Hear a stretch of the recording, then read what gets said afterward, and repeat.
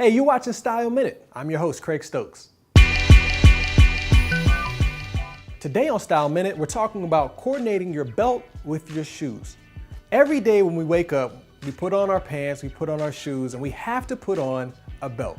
So when you put on that belt, the thing you need to remember is that your belt should coordinate with your shoes. But not only should it coordinate in color, it should also coordinate in finish. As you can see, we have a dark brown belt. Now the finish that I was talking about is in between a matte or dry finish and one that is shiny. So we need to find a pair of shoes that coordinates well with this belt. This pair of shoes matches perfectly, not only in color, but also in finish. Let's take a look at another belt.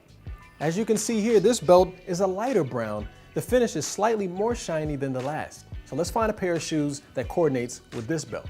This pair of Stacy Adams does the trick perfectly.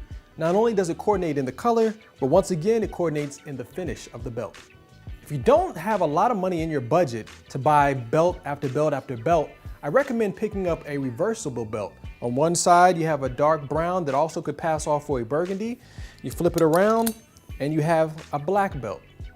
The dark brown in this reversible belt actually works well with the pair of burgundy wine color shoes that I have here. So it's easy to coordinate your belt. Two things you gotta remember is that it needs to coordinate in color and in the finish. All right, so for more tips like the one you just saw, all you gotta do is keep it locked to Style Minute.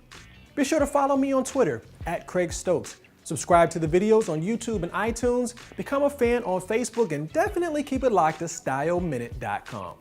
Today's episode of Style Minute was brought to you by Style University.